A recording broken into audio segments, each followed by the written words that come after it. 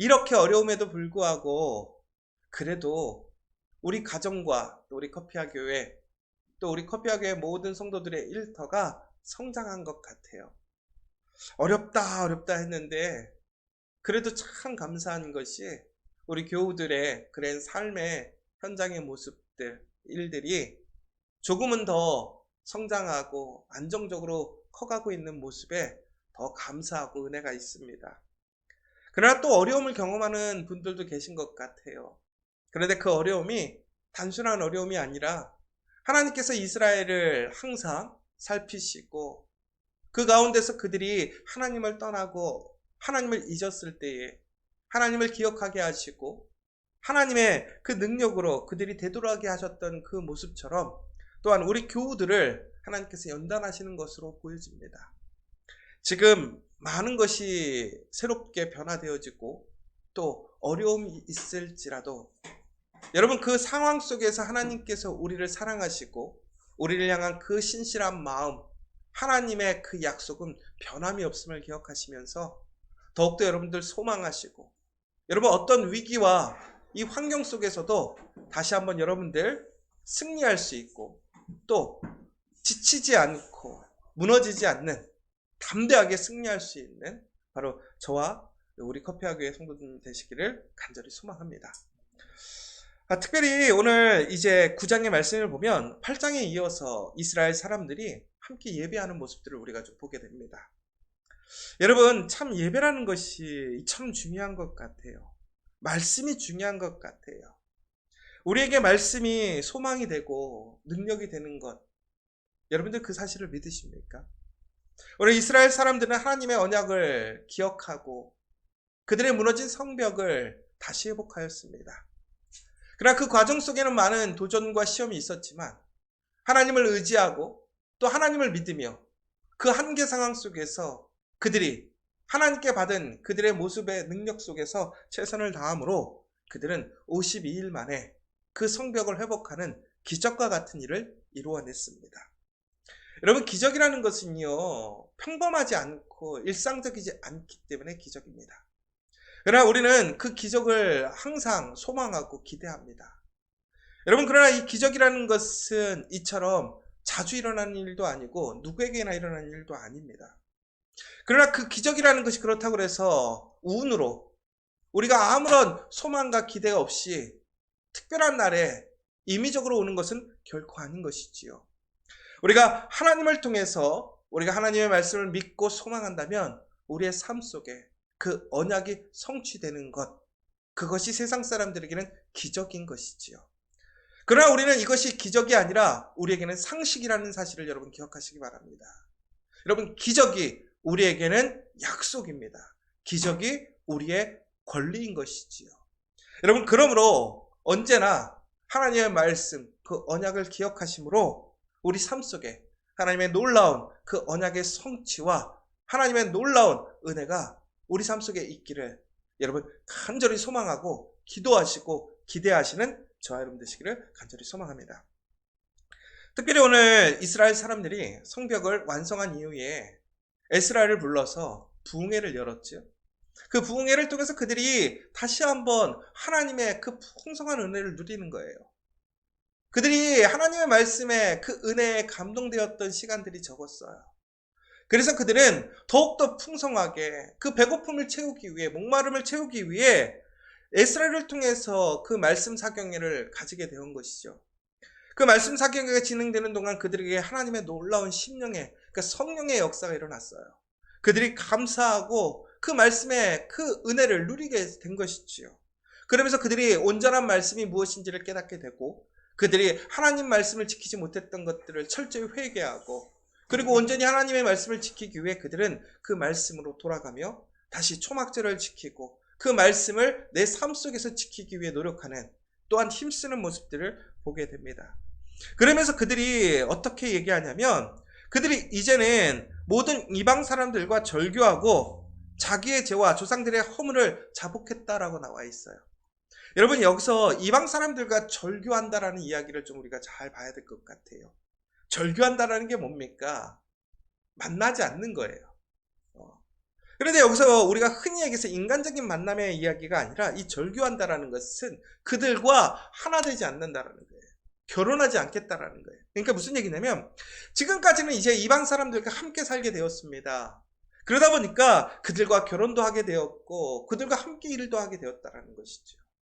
그러나 오늘 무엇인가 우리가 외국 사람과 결혼하면 안 되나요? 이런 얘기가 아니라 바로 우리가 영적인 신앙적인 문제로서 철저히 우리는 하나님의 말씀 안에 있는 그 말씀을 사모하고 말씀으로 살아갈 수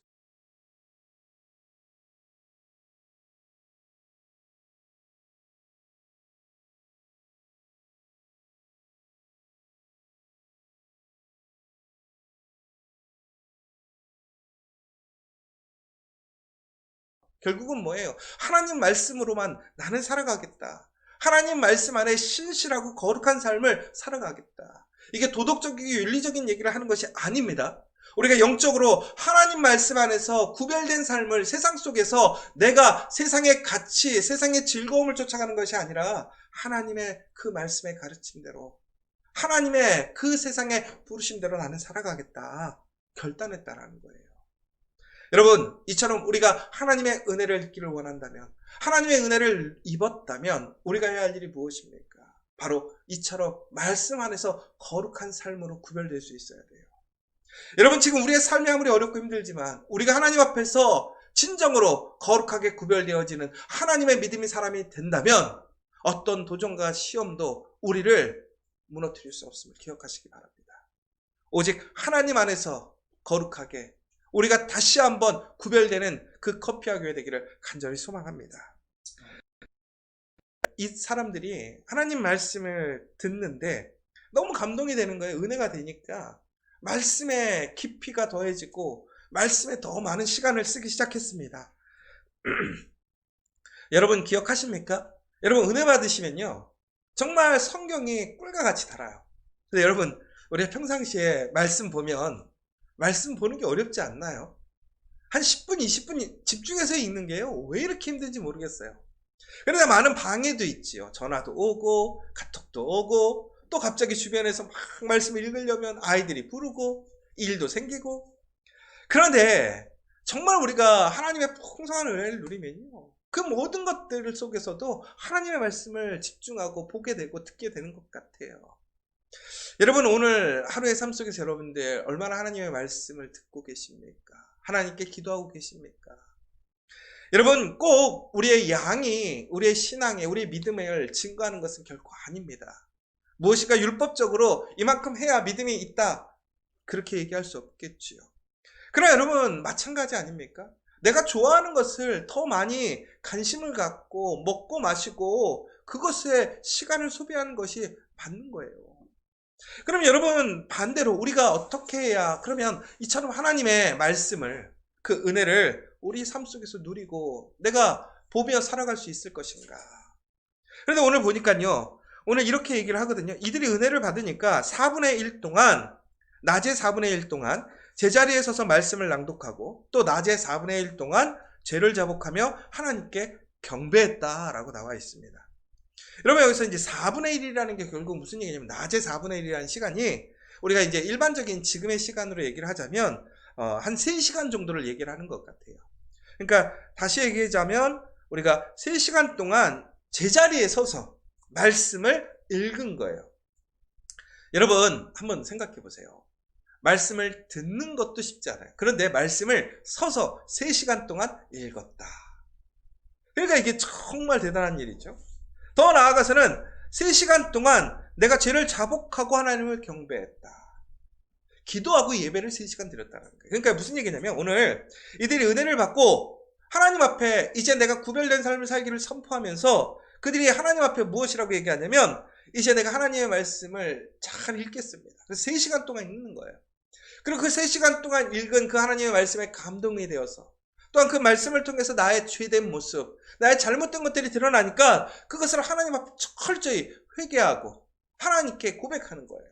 그리고 더 나아가서는 그 말씀 가운데서 우리에게 주어져 있는 하나님의 언약, 그 약속을 발견함으로 인하여 다시 소망을 갖고 하나님께 기쁨으로 기도하고 예배를 드린다는 거예요. 6시간 동안. 여러분 정말 우리가 말씀을 이처럼 깊이 읽고 또한 많이 읽을수록 우리에게는 은혜가 있어요. 여러분 정말 지금 어려운 시기이고 또 많은 해야 할 일이 있겠지만 여러분 말씀 읽기에 힘쓰시는 여러분 되시기를 간절히 소망합니다. 여러분 정말 기도하고 예배하는데 여러분 소망을 두고 시간을 쓰시기 바랍니다. 의지적으로 정말로 의도적으로 여러분 말씀을 읽고 그 말씀을 통해 기도하게 되고 또한 기도함을 통해서 예배할 때 우리에게 하나님의 풍성한 은혜가 있는 거예요. 여러분 말씀을 봐야 우리가 무엇이 올바른 것인지 하나님의 약속이 무엇인지 우리는 알 수가 있는 거예요. 저도 말씀을 보고 말씀을 준비할 때마다 힘들고 어려움에도 불구하고 왜 제가 새벽 예배를 하고 이처럼 설교를 하고 왜 이렇게 말씀을 볼까요? 목사이니까 그러기도 하겠죠. 그러나 제가 말씀을 전해야 되기 때문에 말씀을 더 깊이 읽어요. 더 많이 읽어요. 그런데 그 가운데서 정말 제가 항상 고민하고 걱정하는 그 문제들의 해답을 보게 되고 내 모습을 보게 되는 거예요. 아, 내가 정말 신앙적으로 내 믿음 안에서 내가 올바른 모습인가 아닌가를 내가 깨닫게 되는 거예요. 그러므로 인해서 제가 매일 저 혼자 매일 스스로의 일일 부흥회를 하는 거예요. 나 스스로가. 여러분 우리가 특별한 강사를 모셔다가 어떤 말씀 사경을 하는 것도 중요해요. 분명히 우리보다 더 많은 지식과 또 성령의 충만한 은혜를 가지신 분들이 우리에게 말씀을 전해주는 것, 그래서 감동을 받고 또 우리가 은혜를 입는 것도 되게 중요해요. 그러나 여러분 기억하십시오. 말씀 하나만 있다면 우리에게는 그것이 가장 최고의 말씀 사경이라는 거예요. 세상에 어떤 그 유명한 말씀을 전해주시는 그런 목사님, 어떤 강사보다도 더 훌륭한 능력이 되는 그 강사가 바로 성경이라는 사실인 것이지요. 여러분 말씀을 가지고 매일매일 여러분 안에 그 신앙의 그 성령의 놀라운 역사적인 그 부흥회가 시작되기를 원합니다. 그러면 그 가운데 우리에게 놀라운 은혜가 있다는 거예요. 우리의 삶의 방향을 알게 되고 우리에게 정말 필요한 그 모든 것들이 하나님께 공급되어지는 것을 우리가 확신할 수 있게 된다는 거예요. 그렇게 되면 어떻게 됩니까? 두려움이 없는 거예요. 담대해지는 것이고 소망을 갖게 되는 것이지요. 그런데 여러분 이렇게 말씀을 많이 읽다 보면 좋아지는 것이 하나 있어요. 제가 요즘에 이제 이렇게 영어 잘하는 것, 우리 아이들을 좀 가르쳐야 되니까 이렇게 좀 가끔씩 보게 되는 것 같아요. 다시 한번. 그런데 뭐 학자들마다 또 가르치는 사람마다 조금씩은 다른데 제가 조금 이렇게 동의가 되는 이야기가 있었어요. 어떤 학자가 영어를 잘하기 위해서 가장 중요한 것이 뭘까? 아이들에게 스피킹을 시키는 것일까? 리스닝을 시키는 것일까? 그냥 유학을 보내는 것일까? 근데 뭐 유학 간다고 해서 꼭 영어 잘하는 건 아니거든요. 그런데 그 학자가 얘기하기를 아이들이 영어를 말할 수 있게 되는 것은 결국은 영어를 수용할 수 있게 될 때에 편안해질 때에 그것이 영어가 습득이 된다라고 얘기를 하는 거예요. 말이 나온다라는 거예요. 그러니까 결국은 그 아이의 영어가 처음엔 어렵고 불편한데 반복적으로 또 그 삶 속에서 강요받지 않고 편안하게 익숙해지기 시작하면 그 순간부터는 영어가 그 안으로 들어가서 나오게 된다라는 거예요. 저는 근데 그걸 보면서 마찬가지인 것 같아요. 말씀이 여러분 처음에 말씀을 들으시면 편해요? 아마 편한 사람 아무도 없을걸요.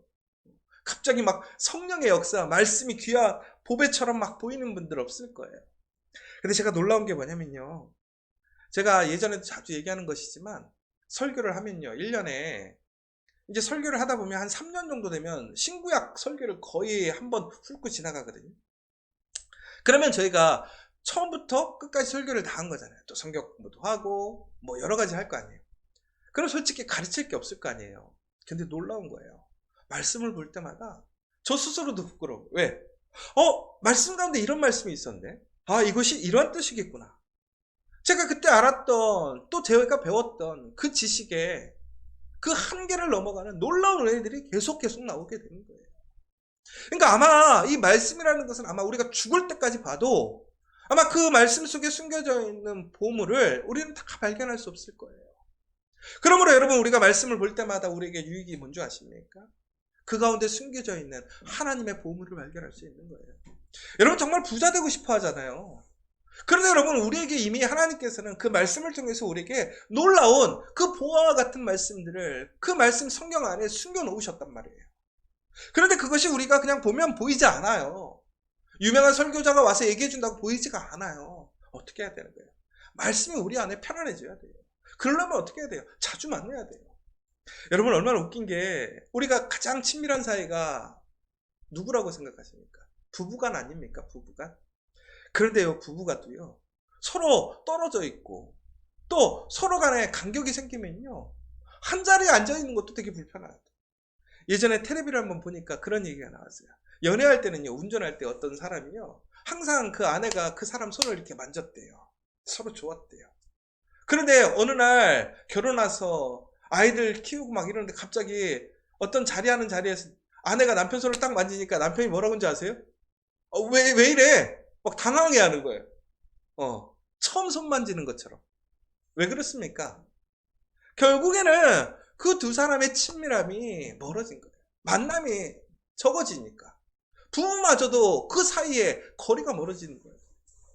여러분, 우리가 하나님과 친밀해지고 하나님의 말씀과 친밀해지려면 어떻게 해야 될까요? 만나야 돼요. 더 깊이 만나야 돼요. 자주 만나야 된다는 거예요. 바로 그렇게 될 때 우리가 어떻게 되는 거예요? 하나님의 은혜를 누리게 되는 거예요. 여러분, 이스라엘 사람들이 그전에는 하나님의 말씀을 떠났어요. 그러나 이제 그들이 성벽을 완성한 이후에 하나님의 말씀, 그 갈급함을 그들이 느끼면서 이제 그 말씀에서 은혜를 받아요. 그러니까 그들이 하는 일들이 뭐예요? 더 말씀을 듣기를 원하는 거예요. 더 말씀을 보기를 원하는 거예요. 그 말씀을 통해서 기도하기를 원하는 거예요. 예배하기를 원하는 거예요. 그런데 더욱더 하나님의 풍성한 은혜가 그들 가운데 충만해지는 거예요. 여러분, 우리 커피와 교회에 이 말씀의 은혜가, 말씀의 능력이 일어나기를 간절히 소망합니다. 그러기 위해 어떻게 해야 되느냐? 우리는 더욱더 우리의 삶의 자리에서, 우리의 가정에서, 우리의 일터에서 여러분, 정말로 그 말씀을 보고 읽고 은혜 받는 우리가 되어야 한다는 것이죠. 그래서 결론은 오늘 이 9장의 내용이 뭐냐면요, 이처럼 하나님께 말씀으로 예배드리는 것이 참 중요하다. 그리고 9장의 전체적인 내용들을 보자면 그들이 했던 일들이 뭐냐면 율법을 지키는 일들에 대해서, 그것을 또한 그들이 작정하고 공포하는 이야기가 바로 이 느헤미야 9장에 전체적으로 이야기가 나오고 있습니다. 그러면 결론이 이거예요. 율법이 참 중요하다. 말씀이 중요하다라는 얘기인 것이죠. 근데 여기서 질문이 하나 있는 거예요. 여러분, 잘 보세요. 이스라엘 사람들에게 가장 중요한 게 무엇이냐? 말씀이란 말이에요. 예배드리는 것이죠. 여러분, 그러면 우리가 지금도 우리가 교회에서도 그렇지 않습니까? 우리가 교회의 어떤 행사나 혹은 교회의 어떤 건물이나 이런 것보다 더 중요한 게 뭐냐? 교회 안에서 가장 중요한 건 말씀이다. 하나님께 예배드립니다. 우리 이렇게 얘기하지 않습니까? 그런데 엄밀히 보자면 오늘 이렇게 하나님께 은혜를 받고 능력을 입어서 하나 되어졌을 때에 오히려 이스라엘 사람들이 성전을 짓기 전에 먼저 이렇게 말씀으로 하나 되어지고 은혜를 받고 성령의 역사를 받았다면 아마 그들이 성전을 건축함에 있어서 더 원활하지 않았을까요? 더 큰 문제가 없지 않았을까요? 그런데 오히려 이들은 성전을 먼저 지었단 말이에요. 성벽을 더 먼저 회복한 이후에 말씀이 회복되어졌어요. 그런데 우리는 항상 뭐라고 먼저 얘기합니까? 말씀이 먼저 회복되어야 됩니다 라고 얘기하지 않습니까? 이 코로나 시기에 우리가 지금 계속 교회들마다 이야기하는 게 뭐예요? 우리의 말씀이 회복되어지면 됩니다. 교회를 먼저 회복시켜야 됩니다 라고 얘기하지 않지 않습니까? 그런데 왜 그랬을까요? 하나님께서 이미 이 말씀의 능력이 있는데, 그러면 이스라엘 사람들이 말씀으로 부흥되어지고 말씀의 그런 사경회를 먼저 일으켜서 하면 되는 거지, 왜 성전을 먼저 만들고, 그러니까 성벽을 회복하고 말씀의 그러한 회복을 뒤로 했는가? 이게 결국 이게 닭이 먼저냐 달걀이 먼저냐 이런 얘기가 될 수도 있는 건데, 그러나 우리가 일반적으로는 봤을 때 우리는 항상 말씀이 먼저입니다. 말씀의 은혜를 받고 그것이 가장 중심이 되어야 된다는 것이 있지요. 근데 여기서 아주 중요한 포인트가 하나가 있어요. 여러분들 여기서 이 말씀을 오해하지 않아야 될 것이 있는데 뭐냐면, 오늘의 본문에서 우리가 지금 보면 우리의 경험상 또 우리가 일반적으로 알고 있는 지식상 보면 말씀이 먼저 돼야 해요. 그렇다고 해서 꼭 순서가 말씀이 되고 성전이 건축되어져야 되는 것이 아니라는 거예요. 무슨 얘기냐면, 우리가 하나님의 말씀을 은혜 받고 말씀의 공동체가 하나님 안에서 온전한 성령의 역사를 통할 때만이 교회가 세워지는 것은 아니라는 것이죠. 예를 들자면 이거예요. 우리 커피와 교회가 처음에 세워질 때에 우리 커피와 교회는 사람들이 없었어요. 그랬을 때에 우리가 제일 먼저 했던 게 뭐냐면 교회 터전부터 만들었습니다. 모임에 모일 수 있는 공간들을 만들고 여기까지 왔단 말이죠. 자, 여러분, 그런데 우리가 이러한 일들이 참 많아요. 은혜를 받고 은혜를 통해서 이 일들이 순차적으로 그 사람들이 협력하여서 선을 이루어서 십시일반으로 함께 교회를 세우고 만들어가는 이야기들이 일반적인 얘기들도 될 수 있어요. 그런데 반대로 어떤 데는 시스템을 먼저 만드는 거예요. 교회 장소를 먼저 만드는 거예요. 근데 그거 참 어렵거든요. 그리고 나서 나중에 교회를 성장시키기 어려워요. 그래서 저도 이제 교회를 이제 한 10년 정도 개척해서 해보니까 제가 저에게 와서 교회를 어떻게 준비해야 될까요? 라고 물어보는 사람들이 있어요. 그럼 제가 무엇이라고 얘기하냐면 우선 장소를 먼저 세우는 것이 먼저가 아니라 사람들과 먼저 비전을 세우라고 얘기해요. 이게 무슨 얘기냐면 하나님의 말씀을 통해서 은혜를 받으라는 거예요. 그리고 그 은혜 받았던 그 말씀의 은혜를 하나로 만들어서 비전을 만들라는 것이죠. 그렇게 해서 힘을 모아서 이제는 예배부를 시작하고 그 다음 그 예배가 이제는 하나의 교회가 되게 하고 그 다음 그 교회가 진정으로 외부적인 교회가 되게 하고 그러면서 사역을 넓혀가는 것이 오히려 더 쉬울 거예요. 그런데 우리 커피하기에는 다 반대로 했어요. 사역도 하고 뭐도 하고 성도들은 더 나중에 세워지고. 그러면 여러분 여기서 이제 중요한 거는 그렇다면 어떤 게 정석이고 좋은 것이냐라는 부분들을 우리는 얘기할 수가 있는 것이죠. 그런데 여기서 오늘의 본문은 우리에게 아주 큰 시사점을 주는 게 있어요. 그게 뭐냐면 순서가 중요한 건 아니라는 거예요. 여러분 우리가 일반적으로 무엇이 좋은지 올바른지에 대한 어떤 프로세싱 과정의 순서를 우리는 정해놓을 수 있어요. 그런데 여러분 오늘 여기 본문에 나오는 사람들이 오늘 하나님께서 성전을 먼저 회복시키게 한 이후에 그들의 신앙적인 회복이 일어남에 대해서 그들이 불평하거나 그것에 대해서 의의를 제기한 사건이 없더라는 거예요. 결국은 무슨 얘기예요? 그들이 오늘 다시 페르시아에서 예루살렘으로 돌아온 이후에 그들이 제일 먼저 힘썼던 일은 바로 성전의 회복이었단 말이에요. 왜 그러느냐? 그것이 하나님의 시작이었어요. 일이었단 말이에요. 결국은 무슨 얘기냐면 오늘 우리가 무엇인가를 해나갈 때에 우리가 생각하는 프로세싱에 이것부터 하고 이거 돼야 된다고 생각하는 것들이 있어요. 그러나 그것이 중요한 것이 아니 하나님께서 무엇인가 순서를 바꾸실 수도 있는 거예요.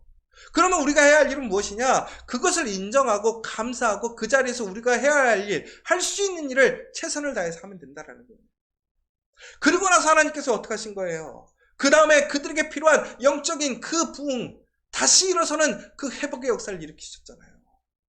여러분, 우리의 모든 것을 진행하시고 계획하시는 분이 누구예요? 하나님이에요. 그런데 우리는 이 일들을 하다 보면 우리는 스스로가 우리의 경험과 우리의 생각, 우리의 어떤 비전에 의해서 우리가 스스로 그 하나님의 일들을 내가 순서를 바꾸려고 할 때도 있고 내가 옳게 생각하는 그 순서대로 그 일들이 진행돼야 된다고 생각할 때도 있어요. 그러나 그것이 중요한 것이 아니에요. 가장 중요한 것은 하나님께서 오늘 우리에게 부르신 그 목적, 그 일이 무엇인가를 우리가 분별하는 거예요. 그리고 그 일 안에서 감사하고 또한 그 일을 통해서 하나님께 나아가고 하나님께 영광 돌릴 수 있다면 그것이 가장 중요한 일이라는 거예요. 바로 그때 기적이 일어난 거예요. 여러분, 우리가 무엇인가를 순서대로 하지 못해서 그래서 우리가 부족하고 약할 수 있어요. 그것은 인간적인 생각이에요. 오히려 반대로 이것이 순서가 틀어져도 그것이 하나님의 방식이고 또한 그 가운데서 우리가 마땅히 해야 할 일들을 잃어버리지 않고 붙들고 나아가면 오히려 그것이 부흥의 놀라운 역사가 될 수 있다는 거예요. 여러분이 생각하는 그 기적의 방식은 무엇입니까? 아직도 우리는 그럼에도 불구하고 인간적인 방식, 세상적인 방식이 맞다고 생각해요. 나도 모르게 하나님의 일들을 세상의 방식으로 우리는 스스로 그 틀을 만들어가고 그것이 돼야지만 옳다라고 생각하고 그렇지 않으면 우리는 스스로가 잘못되었다, 우리는 부족하다, 우리는 일어날 수 없다라고 생각할 때가 얼마나 많아요. 여러분, 그러면서 저는 커피와 교회를 오늘 다시 한번 돌아보게 되었어요. 우리 커피와 교회가 세상적으로 보자면 방식적인 거에 매우 일반적이지 않았었어요. 먼저 지금 보면 오히려 저는 이런 얘기를 하거든요. 오히려 지금이 새롭게 개척할 때 이렇게 준비가 됐었어야 돼. 돌아켜보니까, 근데 그것도 내 생각인 거죠.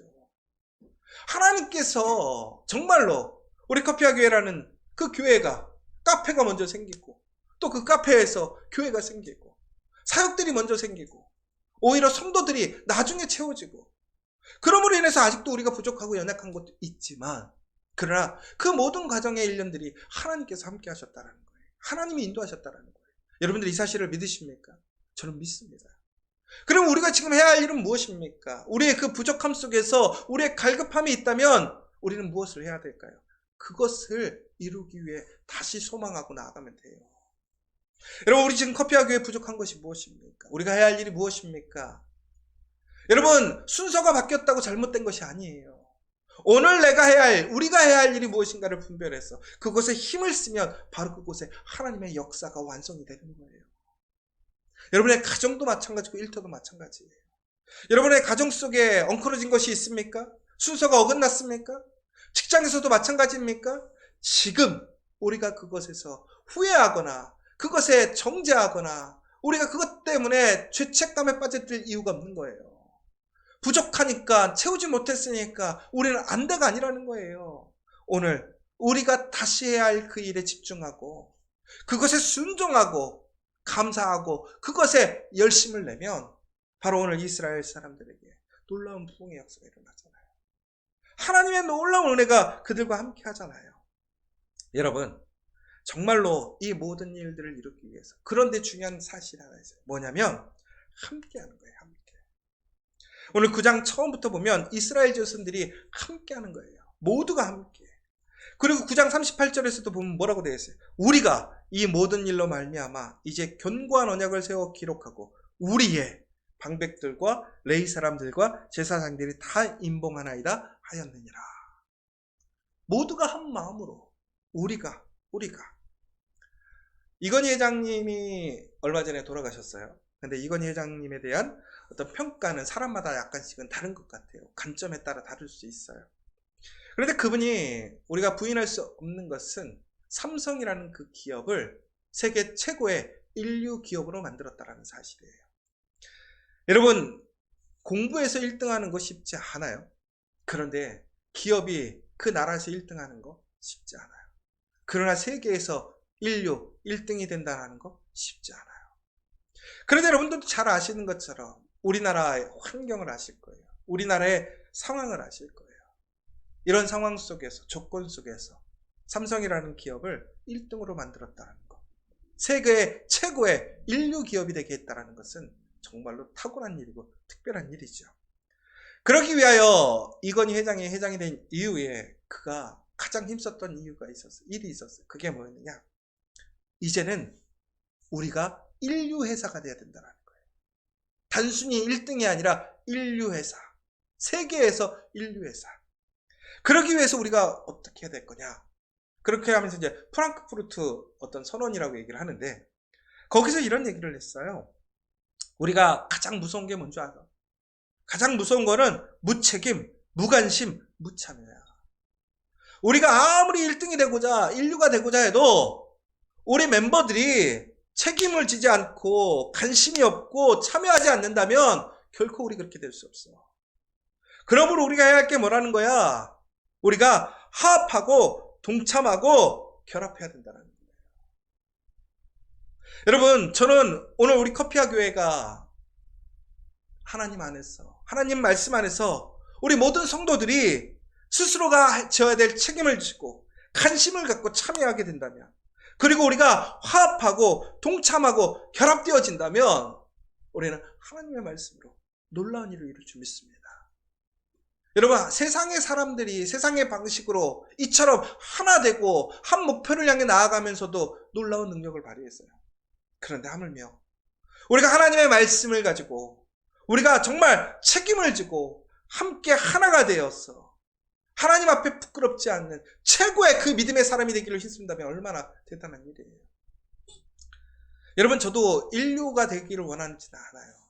무엇인가 엘리트, 낮은 사람을 원하진 않아요. 그러나 여러분, 인류가 된다는 의미를 우리 한번 생각해 볼 필요는 있는 것 같아요. 여러분, 인류가 된다는 것은 최고가 된다는 거예요. 여러분, 우리가 하나님 앞에서 최고의 그 믿음의 사람, 예배자가 돼야 되지 않겠습니까? 인류의 교회가 돼야 되지 않겠습니까? 적당히 이 정도는 괜찮아. 여러분, 우리가 다른 교회들과 비교했을 때에 여러분, 정말 우리가 하나님 앞에 그 열정, 그 태도, 우리가 하나님 앞에 신실한 그 우리의 모습들을 지켜가야 되지 않겠습니까? 이건희 회장이 그런 얘기를 했어요. 변할 의지가 있다면 기다려주겠다. 왜? 사람마다 그 변화를 수용할 수 있고 그것을 만들어내는 능력은 차이가 있습니다. 그런데 변할 의지가 없고 그것을 따라올 태도가 없다면 그건 잘못됐다는 거예요. 남의 뒷다리는 잡지 말라라는 거예요. 그러니까 속도가 느린 거는 오케이. 그런데 그 속도가 느린 것에 대해서 스스로가 그것을 그냥 인정하고 멈춰 있다면 그건 안 된다는 거예요. 그러면서 그동안 불량률이 일어났던 거, 그런 모든 것들 다 엎어버리고 전국에는 삼성이 그 10년 만에 놀라운 역사를 일으켰잖아요. 여러분, 우리 커피와 교회가 저는 부족함이 없다고 생각해요. 세상적으로 보면 부족하죠. 그러나 우리에게 하나님의 말씀이 없습니까? 우리에게 믿음이 없습니까? 우리가 하나님의 성령의 은혜가 우리에게 없습니까? 아니에요.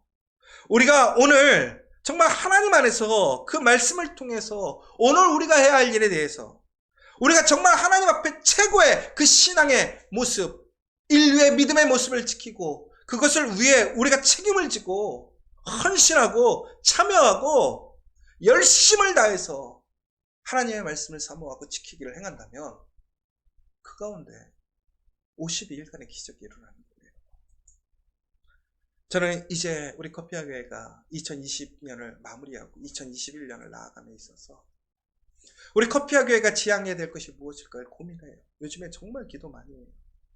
바로 이것이 우리의 목표가 아닐까.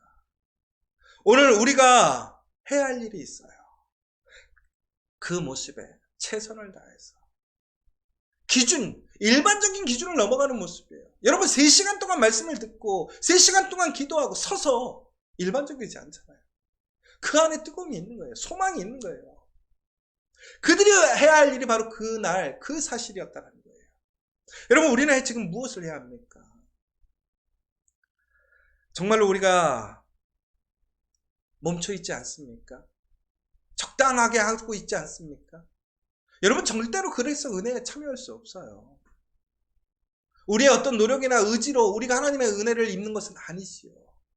그러나 우리가 은혜를 입었다면 우리의 반응이 그 고백이 그처럼 나올 수가 없는 것이지요. 사랑하는 여러분, 우리 커피와 교회가 이제는 무엇을 해야 하는지, 우리의 그 부족함 속에서 오늘 우리가 해야 할 일을 우리가 분명히 알고 그 마음에 우리가 함께 하나님의 말씀으로 하나가 되어지고 열심을 다한다면 우리에게 하나님의 풍성한 은혜의 역사가 일어날 줄 믿습니다. 여러분의 가정과 일터가 다시 살아날 줄 믿습니다. 우리 커피와 교회 모든 성도들이 하나님의 놀라운 부흥의 은혜를 경험할 줄 믿습니다. 오늘 이 시간 다시 한번 우리가 지금 해야 할 일을 하면 그 가운데 하나님의 역사가 일어남을 믿으시고 또한 소망하며 나아가는 저와 여러분 되시기를 간절히 소망합니다. 오늘 이 시간 우리 함께 기도했으면 좋겠습니다. 정말로 우리가 이 시간 기도해야 될 일이 무엇일까요? 정말 우리가 소망하고 힘써야 될 일이 무엇일까요? 그냥 세상적인 일반적인 방식대로 그 순차적으로 이루어지지 못해서 우리는 부족하고 연약한 것이 아닙니다. 그 모든 일들을 하나님이 하셨다면 그 순서도 또한 맞습니다. 그렇다면 오늘 우리가 해야 할 일은 오늘 우리에게 맡겨진 일, 우리가 해야 할 일, 그 우리의 본분을 하면 됩니다. 우리의 그 부족함을 채우면 됩니다. 그러면 그곳에 하나님의 역사가 일어납니다. 그러기 위해 정말 우리 함께 한 마음으로 모두가 함께 책임을 지고 관심을 갖고 참여하고 우리가 하나 되어져서 하나님의 큰 놀라운 은혜를 누리는 저와 우리가 될 수 있도록 함께 기도해 주시고, 특별히 우리 가정과 우리 일터에 부족한 것들이 있습니다. 세상 사람들의 가정과 일터를 비교해보면 우리는 좀 다른 것 같아, 부족한 것 같아. 그럼에도 오늘 우리에게 우리가 해야 할 그것이 있다면 그것에 포커스를 두고 하나님께 기도하고 말씀으로 채워간다면 그곳에 다시 회복이 있을 줄 믿습니다. 오늘 이 시간 함께 기도했으면 좋겠습니다. 우리 기도하도록 하겠습니다.